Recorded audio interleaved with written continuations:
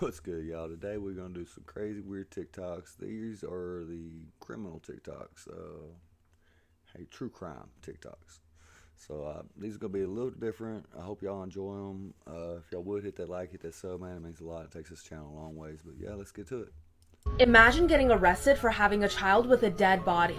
Jennifer Burrows is a 26-year-old who was working at a morgue when she was arrested after a DNA test proved her child's father was a dead body she was supposed to autopsy. But it actually gets worse from here, because while Jennifer was working as an assistant pathologist at the morgue, she had relations with more than 60 bodies, belonging to men aged 17 to 71 years old. She did this for 2 years until it led to the birth of her son. Her son's father was a 57-year-old veterinarian from Texas, who passed away in a car accident in 2017. Jennifer was charged with 158 counts of indecent treatment of a corpse. Many psychologists and experts have debated why someone would do this. The reasons range from curiosity to severe mental illness. Some even believe Jennifer was suffering from psychosis. Alright, after all that, I don't really know how to end this video, so stay safe out there and follow for more.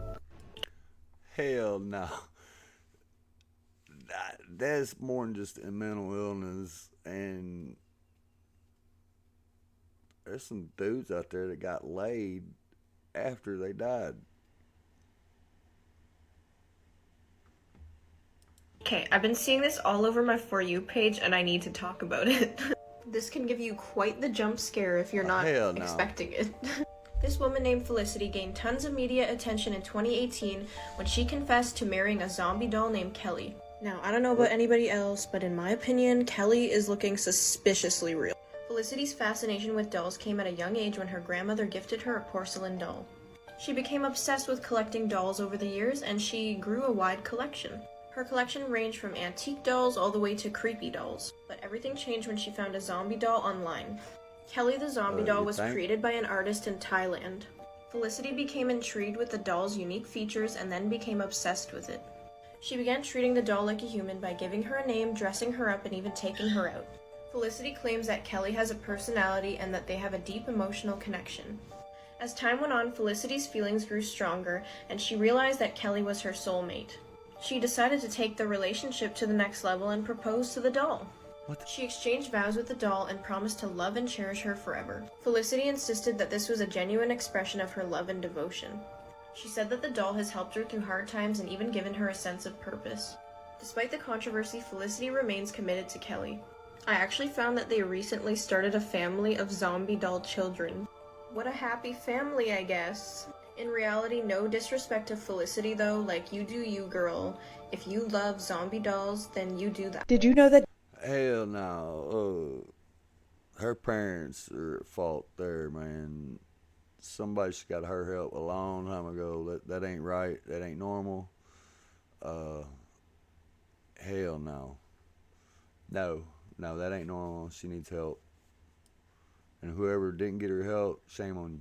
Yellow Jackets is inspired by two true stories. The first one is the Donner Party. In April 1876, a group of about 87 people set out on a journey from Illinois to California. Instead of the Oregon Trail, they decided to use a shorter, untested route. By the time they were crossing the Sierra Nevada mountain range, they were low on food and supplies. And between the rough terrain and the accumulating snow, they were stranded by October. A diary kept by Patrick Breen detailed the weeks to come. As members of their party succumbed to the cold, illness, or starvation, they ended up resorting to cannibalism. When a search party arrived to help them in the spring of 1877, they found that over half the Donner Party had died, and as many as 21 had been eaten. After their rescue, the Donner Party survivors became famous, then infamous. And while some denied the cannibalism stories, at least 8 survivors admitted to eating human flesh. Let me know if you guys want to hear the other story that inspired the show.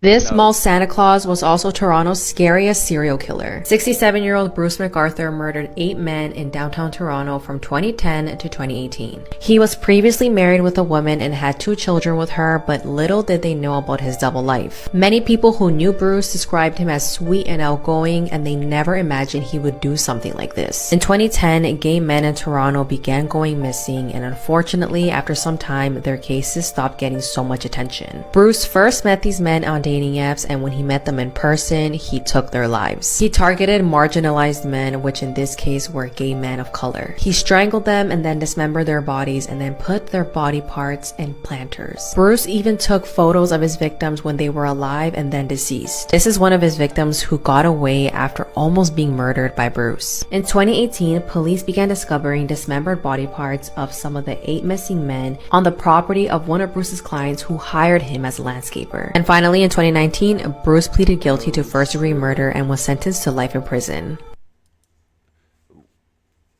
There's idiots out there. I mean, it's sick to even kill somebody and chop them up and shit, but to go dispose of them on somebody else's property, you're just an idiot.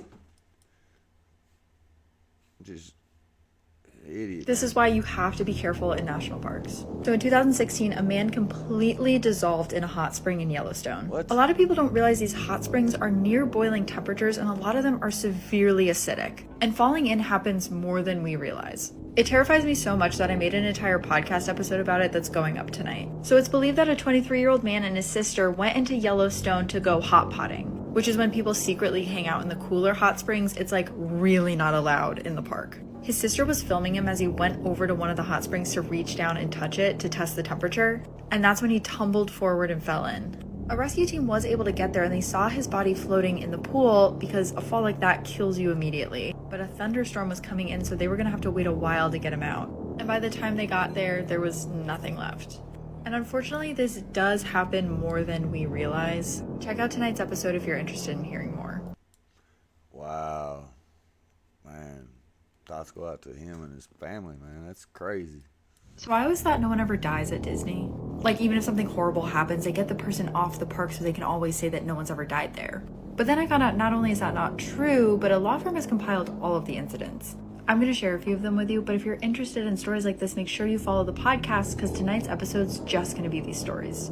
So 2 of the park's worst accidents have both happened on the Matterhorn ride. One of them being a woman named Dolly, who in 1984 fell off of one of the back of the sleds onto the rails. At the time, these gondolas used to go into the rides, and so there was actually a family that watched her fall off onto the track. And so the family also saw as there was another car racing towards Dolly. The dad actually screamed at his daughters to cover their eyes, which was for the best because Dolly got hit hard. She got hit so hard that when EMTs arrived on the scene and were going up into the ride, there were park attendants coming down telling them not to look. And so finally, when someone was looking at the car she was in, they noticed that her seatbelt was unbuckled. But it's never been confirmed if she unbuckled her seatbelt herself or if an attendant didn't check her seatbelt well enough and it was never buckled in the first place.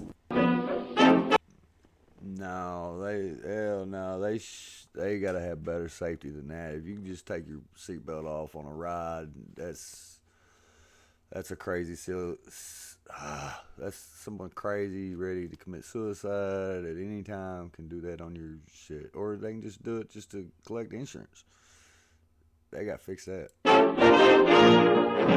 Things that bother you, they never bother me. I feel happy and fine. I will be showing the video, but nonetheless, hi, my name is Ethan, and here's everything you need to know in under 1 minute. In September of 2017, 31-year-old Laura Wallen vanished into thin air. Her boyfriend Tyler Tessier had played the part of the worried boyfriend desperate for answers. However, he was living a double life. He had a fiance, and he feared that Laura would expose her pregnancy. The night of her unaliving, Laura texted her friend and stated, "Tyler has taken me to an open field in Damascus. I'm not sure why we're here, but it's in the middle of nowhere." Her body was found a few days later. Sam and Colby eventually uploaded a video where they were in the same area at the same time and they captured a woman begging for help. Here's the video. Did you get that? Yeah, I got that. Somebody is screaming. Someone's screaming bloody murder. Whoa. Guys, what the you hear that? Yeah. What do you guys think? Rush and go try to help. Shit. There's 3 y'all. Unless you a bunch of pussies. Oh, my bad. Have you ever heard of America's first serial killer? Herman Webster moved to Chicago in 1885 and actually ironically changed his name to H.H. Holmes after, you guessed it, Sherlock Holmes, the detective. Holmes had quite a bit of medical knowledge, so he opened up a pharmacy near Jackson Park, which actually became the spot of the World's Fair. where he ended up finding a majority of his victims. Holmes purchased an empty lot and turned it into what is known as the Murder Castle. Holmes created this so-called castle with booby traps and a complete labyrinth that made it almost impossible for any of his victims to ever escape. This murder castle had soundproof rooms, booby traps, and trap doors that would even drop you unsuspectedly down into the basement. And once you made it into the basement, you never made it back out. Inside the basement was acid vats, quicklime, and a crematorium for him to easily and quickly dispose of any of the bodies. But Holmes finally made a mistake when he murdered his assistant and his few children, but the police actually ended up finding the body of one of these children, leading to Holmes' arrest. Once arrested, Holmes claimed to have murdered over 200 people over the span of just a few years inside this murder castle. He even went on to write a book about himself, and in it he wrote, "I cannot help that I am a murderer no more than a poet can help the inspiration to sing." Finally, Holmes was hanged for his crimes in 1896. Nah, they shouldn't have hung him. They should have tore off a toenail and a toe. They should have tortured him. That's what they should have done. I don't care what you say. The year to disgusting individuals. Hi, my name is Ethan, and here's everything you need to know in under 1 minute. After talking about the Jacqueline Ma case, I wanted to dig a little deeper and see what I could find, and that is when I stumbled upon 36-year-old Randy Cheviera, who also won several teacher awards. Sometime during the fall semester of 2019, she had relations with one of her students. He had later told police that she had performed several non-professional actions on him in the classroom. Police also found out that Randy was texting the student, sending him very explicit messages, which also backed up the student's claim. The school was notified on November 18th, 2019, and the next day she resigned and turned herself in. But here's the kicker, she was released 1 day later. This had to be a horrific way to die. It was just an ordinary day in London, February of 1983, and a plumber named Michael gets a call to go out to a location called Cranley Gardens. The tenants were complaining of a horrible smell, the toilets weren't flushing, the pipes were backed up, so Michael shows up and he removes one of the covers to the drains by the side of one of the houses, and he looks down into it and sees a pile of what looks like a slimy, flesh-like substance with little pieces of bone sticking out of it, and he immediately goes, "This ain't right." So he calls a supervisor. Supervisor shows up and takes a look, and they say, yeah, let's call the police right now. And while they were waiting for the police to arrive, Michael looked at one of the tenants and said, "That flesh almost looks human." And one of the tenants actually replied back to Michael and said, "No, it looks like somebody's been flushing their Kentucky Fried Chicken." However, it was not Kentucky Fried Chicken. Police arrived on the scene and confirmed that the flesh was in fact human. They do a little investigating and realize that the flesh had been being flushed from the top floor. So they go up to the top floor and they knock on the door of a tenant named Dennis Nilsson. Dennis opens the door and the police confront him on the matter, and at first he acts completely shocked. But after a little pushing and prodding from the police, Dennis sighs and he goes, "It's a long story and it goes back a long time, but I'll tell you everything. I need to get it off my chest anyway." As the police drove to the station with Dennis Nilsson in handcuffs in the back seat, the officers said, "So, what are we talking about here? 1 or 2 bodies down there? How many people did you flush?" And Dennis just coolly goes, 15 or 16. As it would turn out, Michael the plumber unknowingly led police to a serial killer who makes the Jeffrey Dahmer story look like a nursery rhyme. And just as Dennis had mentioned earlier, he did have a lot to get off of his chest. He explained that he started out trying to have normal relationships and he didn't want to kill people, it just kind of panned out that way. He would have a relationship here, a relationship there, but they would ultimately always end up leaving him, and so he finally found a way to get them to stay. In the 1970s, Dennis had started frequenting gay bars and pubs and luring men back to his apartment with the promise of drinks, and once he got them in there and got them inebriated, he would then proceed to strangle them or drown them. And then once his house guest was dead, he would perform a ritual of cleaning, bathing, shaving, and dressing the bodies, and then posing them in different places around the house, taking photographs, having conversations with the corpses, doing some naughtier things with the corpses, and then ultimately he would stuff the bodies under the floorboards. And he would leave the bodies under the floorboards as long as he possibly could, but ultimately, of course, decomposition would take over, the smell would get to be too much, so he would dismember the bodies, drag it outside, put it in a bonfire, and then mask the smell of burning flesh by putting a car tire on the bonfire. But then Dennis's landlord started remodeling the apartment and actually evicted Dennis, and so Dennis was forced to move into an attic flat where there was no longer access to a piece of land where he could do bonfires. And so he had to start getting creative and find other ways to get rid of the bodies of the people he was killing, and so he began dismembering the bodies into smaller pieces and flushing them down the toilet, which is where our man Michael the plumber ultimately unearthed everything that he had been doing. In a short span of 5 years, Dennis has been confirmed to have killed 12, although he claims to have killed more, and he was guilty of at least 7 more attempted murders. He died in prison in 2018. There's some disturbed people out there, man, and I'm glad they caught him. I'm glad he died in prison. But, man, to do that to another person is you're something else. Disgusting. A man named Peter Porco hops out of bed, uses the bathroom, shaves, puts on his suit, and walks downstairs to eat breakfast. He then prepares his lunch for work that day, loads the dishwasher, writes a check for his son, and then walks outside to go get the morning newspaper. But when the door shuts behind him, he gets locked out. Luckily though, Peter has a spare key hidden in a flower pot on his front porch. He grabs it, unlocks the door, and opens it slowly just to make sure he doesn't wake up his wife, but out of nowhere, he collapses. Dead.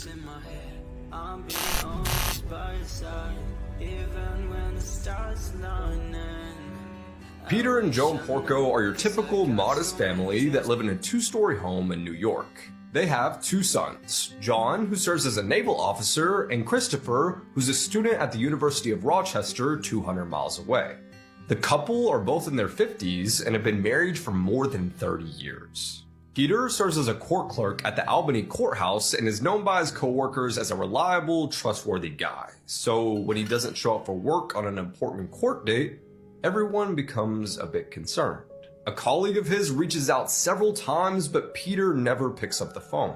The coworker then proceeds to drive to his home to make sure that everything is okay, but when he arrives, there's a crimson trail leading from the walkway up to the doorstep, and finally, to Peter. First responders arrive at the scene, and that's when they discover Joan Porco lying in the bed. They're shocked to see that she's alive and conscious because it's obvious she has severe head trauma and there are wounds all over her face. Afraid she won't live much longer, a detective looks at Joan and says, "Who did this to you? Do you know them?" She pauses and it's clear she's not able to make out words. She simply nods, yes. The detective then says, "Was it your son, Chris?" And again, she nods, yes. Joan is then rushed to the hospital, and after 12 hours of emergency surgery, doctors are able to save her life. However, it's clear that she's not 100%. Joan had received trauma with a blunt object 3 times to her head, causing the loss of her left eye and a fragment of her skull. It's revealed that the murder weapon is a 3-foot axe later found in the couple's bedroom. Peter's autopsy report shows that he was hit 16 times with trauma to the head, face, and body. However, the injuries, which tore off a part of Peter's jaw and exposed a part of his brain, were not the cause of his death. It was the blood loss. See, even after such catastrophic injuries, Peter was still able to get up and go about his day as though nothing happened, surviving for several hours. It's also worth noting that in the past 2 years, the Porcos had undergone 2 separate robberies where computers and electronics were stolen from the home. As detectives continue to sift through the evidence surrounding the Porco case, a news reporter makes a call to their son Chris and tells him his parents are dead.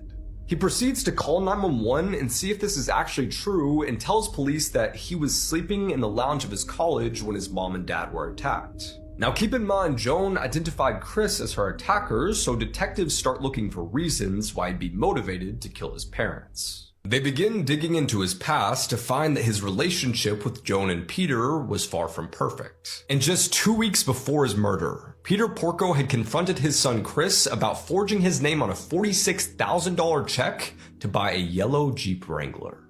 Investigators then come across a crucial piece of information. Joan and Peter Porco have a $1 million life insurance policy, half of which is entitled to their son Chris. 3 weeks following the grisly ambush of the Porcos, Joan, who is in a medically induced coma, wakes up. And as she starts coming to, she says that she doesn't remember anything about the night of the attack, and even goes on to defend Chris, saying that her son would never do such a thing. But his mother's defense isn't enough. The evidence keeps stacking up against Chris, with surveillance cameras from his college showing a yellow Jeep leaving campus at 10:30 on the night of the attack.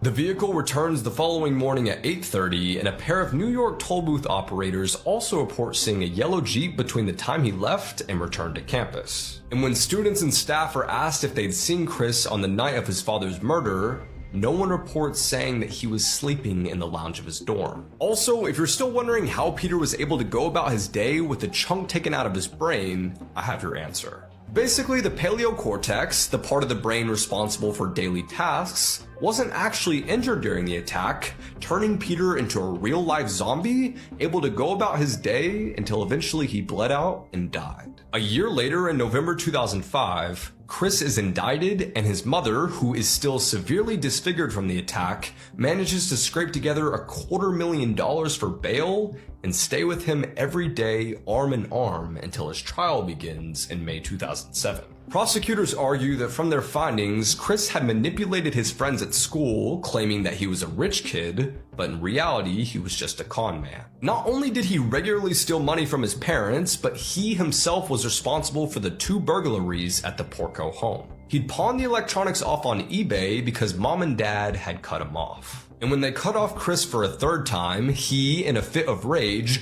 drove 300 miles in his stolen Jeep to murder his parents and frame it as though it was just a burglary that had gone wrong. The defense, on the other hand, says that no physical evidence actually ties Chris to the crime scene. However, it's this one detail that proves that Chris Porco is a cold-blooded killer. On the night of the attack, someone had used the family's 4-digit passcode to enter the home and turn off the alarm before smashing it. On May 24, 2007, Chris Porco is sentenced to 2nd-degree murder and attempted murder, being sentenced to 50 years in prison. Just how was Chris able to look his mom Tell me that ain't Nancy Pelosi. in her disfigured face and lie to her saying he wasn't the one who did it without feeling an ounce of remorse? A psychologist working on the trial explains this phenomenon best with one word: sociopath. Did you know that the movie Jaws? Yeah, that's, man, to do that to your parents, there's something wrong with you. Something really, really wrong with you. To even hurt your mother's, evil don't even describe it. It's nothing I can comprehend how people can do this. I don't understand. Jaws was inspired by a true story? Well, let's go back in time. Back in the year 1916, between July 1st and 12th of that year, 5 people were attacked along the coast of New Jersey by sharks, and only one of the victims survived. Let's set the scene. It's the middle of the summer along the Jersey shore. The boardwalk is bustling, the beaches are busy, and the cool ocean water is calling your name. It's Saturday, July 1st at Beach Haven, a resort town on the southern coast of New Jersey, and Charles Epting Van Sant, a 28-year-old man from Philadelphia, was on vacation at the luxurious Ingleside Hotel with his family. On that night, just before dinner, Charles decided to take a short swim in the Atlantic Ocean with a dog that he came across on the beach. So, following the dog into the water, Charles jumped in and swam out into the dark ocean waters. A few moments later, Charles's family noticed that he had begun to scream. Fellow bathers in the water believed that Charles was calling out to the dog he had befriended, but the reality of the situation was much darker. Charles was in the midst of a vicious shark attack, and his legs were being ripped apart by a massive beast under the water.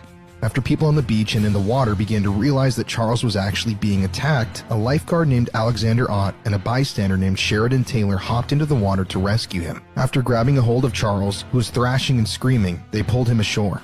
The bystander, Sheridan, would later claim that the bloodthirsty shark followed them in the water all the way up to the beach. At this point, Charles was bleeding profusely, as his left thigh was stripped of its flesh. And shortly afterwards, he bled to death on the manager's desk of the Ingleside Hotel. This was the first of multiple attacks that would ravage the shore that summer. Despite the brutal attack on Charles Van Sant, kind of like in the movie Jaws, the beaches along the Jersey shore remained open. And although sea captains who were entering the ports of Newark and New York City reported seeing large sharks swimming off the coast of New Jersey, they were ignored. These captains had tried to warn the public, but no one listened. Fast forward almost a week later to Thursday, July 6, 1916. Spring Lake, New Jersey, 45 miles north of Beach Haven where the first attack occurred, was another beachside community where people from New Jersey came to relax and catch some sun. But on that day, a dark force was waiting out in the waters, preparing to attack. That evening, Charles Bruder, a 27-year-old Swiss bell captain at the Essex and Sussex Hotel, was out on the ocean, swimming 130 yards from the shore. Charles had swam many times in these waters without issue. He knew them like the back of his hand. But that day, while out amongst the waves, a massive shark bit him in the abdomen, tearing apart his insides, and then proceeded to sever both of his legs. According to reports from witnesses, the amount of blood spilling from Charles's mangled body actually turned the water red, like something straight out of a horror movie. After hearing the screams, a woman on the beach notified 2 lifeguards that a canoe with a red hull had capsized and was floating just at the water's surface. Lifeguards Chris Anderson and George White swiftly rowed out to Charles in a lifeboat, but upon discovering his shredded and lifeless corpse, realized he had been bitten by a shark. Although the lifeguards managed to pull Charles from the water, he was in shock and bleeding profusely and bled to death before he could make it to the shore. According to the New York Times, women were panic-stricken and fainted as Bruder's mutilated body was brought ashore. This was the second brutal shark attack along the Jersey Shore in just under a week, and although panic was beginning to set in, people were still venturing out into the dark waters. A week later, on July 12, 1916, the next 2 major attacks would take place in the Matawan Creek near the town of Keyport, New Jersey. Keyport is a quaint village located just 30 miles north of Spring Lake, where the previous attack had occurred, right near the ocean. Keyport itself resembles more of a Midwestern farm town than a beach resort area, and it was the last place anyone at the time expected another attack to occur. Earlier that day, a man named Thomas Cottrell, a sea captain and Matawan resident, was walking home from work across a bridge in town when he spotted an 8-foot-long shark in the creek heading upstream. Obviously, this was alarming to Thomas, and he rushed into town and attempted to tell locals what he had seen in an attempt to warn them. But sadly, the people of Keyport and Matawan dismissed his warnings, citing that he must have been suffering from heat stroke, and no effort was made to tell people to stay out of the water. So now we get to around 2:00 p.m. that afternoon. A group of local boys, including Lester Stillwell, age 11, were playing in Matawan Creek together, near a dock called the Wyckoff Dock. It was an average summer day. It was hot, the sun was shining, and the kids just wanted to cool off in the water. One of the boys had brought along his pet dog, which was swimming with them as well. While swimming near Wyckoff Dock, the boys claimed they saw what appeared to be an old black weather-beaten board or a weathered log, but they brushed it off as nothing.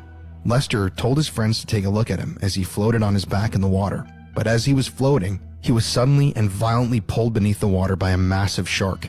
Lester's friends were helpless and had no idea what to do as they watched their friend violently being thrashed up and down in the creek as Lester's screams filled the air and his blood filled the water. One boy noticed a dorsal fin poking out of the creek, and it was then when they finally realized that Lester was being attacked by a shark. Immediately, the boys got out of the creek and ran to town for help, screaming that their friend Lester was being attacked, and several men, including Watson Stanley Fisher, a local 24-year-old businessman, rushed to help. At first, the adults thought that Lester had been suffering from a seizure and that the boys had imagined the dorsal fin, so they hopped into the water to try locate Lester's body. Quickly, though, they realized they were dead wrong. Stanley Fisher, the businessman, was quickly able to find Lester's body under the water, but as he was pulling it up from the bottom of the creek, the shark attacked him as well, ripping into his leg. It was a crazy and chaotic scene, and in the process, Stanley lost Lester's body and it floated back down into the depths. Stanley's heroism had led him right into the mouth of the beast as well. After emerging from the creek, the townspeople realized that Stanley's right thigh had been severely injured and stripped of its flesh, and he would later bleed to death at Monmouth Memorial Hospital in Long Branch at 5:30 p.m. that afternoon. Lester's body was recovered 2 days later, 150 feet upstream from the Wyckoff Dock area on July 14, 1916. But the shark wasn't done that day. The fifth and final victim, Joseph Dunn, a 14-year-old boy from New York City, was attacked half a mile upstream from the Wyckoff Dock, nearly 30 minutes after the fatal attacks on Lester and Stanley. At the time, Joseph and his friends were swimming in the same Matawan Creek and had yet to hear about the vicious attack that had just unfolded a few hundred feet up the river. The group was still in the water when someone from town ran down to them, yelling at them that they needed to get out of the water because there was a massive bloodthirsty shark somewhere lurking within its depths. Hearing this, Joseph, his friend, and his brother swam to the dock and began to get out of the creek. But just as Joseph was climbing up the ladder to escape the water, the man-eating shark sprung from the creek and chomped down on his left leg. Joseph screamed, and his brother and friend rushed over to help pull him from the shark's jaws, and after a vicious tug-of-war battle with the shark, they managed to pull Joseph out of the water and saved his life. Joseph Dunn was then taken to St. Peter's University Hospital in New Brunswick, where he eventually recovered from the attack, although he lost his leg. After these attacks, the public was in a full-blown panic. Even President Woodrow Wilson got involved and assigned funds specifically to the New Jersey government to help identify and eliminate the shark threat. All across New Jersey and New York, beaches were patrolled by heavily armed guards on boats. Gates were built in the water near the beaches, and entire communities were shut down. This story was front-page news across the entire nation, and everyone was scared to get into the water. In Matawan specifically, where Joseph, Lester, and Stanley were attacked in the creek, a reward of over $2,000 was offered to anyone who could catch and kill a shark in the creek. Residents of Keyport and Matawan patrolled the shoreline for days, firing shotgun rounds into the water and even detonating dynamite in the creek. However, no shark was ever killed or captured in the area. The nickname given to this killer creature would eventually take a hold of the nation, the Matawan man-eater. Multiple people claim to have captured and killed the man-eater in the following weeks, but one specific case sticks out amongst others. On July 14th, 2 days after the attacks in the creek, a man named Michael Schleiser was out on a boat in Raritan Bay, the body of water that feeds into the Matawan Creek, only a few miles from the scene of the attacks. As he was on the water, a great white shark attacked his boat. The boat was sinking, and Michael took action and managed to kill the shark with a broken oar before it could kill him. When the shark's stomach was cut open and analyzed, scientists found suspicious fleshy material in bones, and it was eventually determined that the young great white had previously ingested nearly 15 pounds of human flesh, and thus the man-eater story came to an end. There were no more shark attacks on the Jersey Shore that summer, and to this day, they remain far and few. But scientists still don't have a clear answer to the question, what was the Matawan man-eater? The general consensus at the time, and to this day, was that the shark was a great white. Others suggest that it was a bull shark, as they're most commonly found in creeks and rivers and are known to be aggressive. But we decided to go pay Matawan, New Jersey a visit so that we could check out the locations of these brutal attacks ourselves and search for some of our own answers to our questions. Imagine getting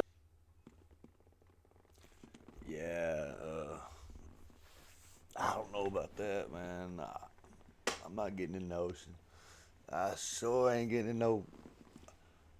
Man, I'm from here, man. I'm from Arkansas. He said creek. Creeks around here, man, ain't very deep. And so he must be really saying like river, but he's saying creek. But I don't know. I found these interesting. I figure y'all might find them interesting. If y'all like this, man, hit that like, hit that sub, man. It takes my channel a long ways. I'll try to do more of these. I really like these more than I like the other TikToks. So I'll probably do a couple more of these. But yeah, hit that like, hit that sub, man. Until next time, peace.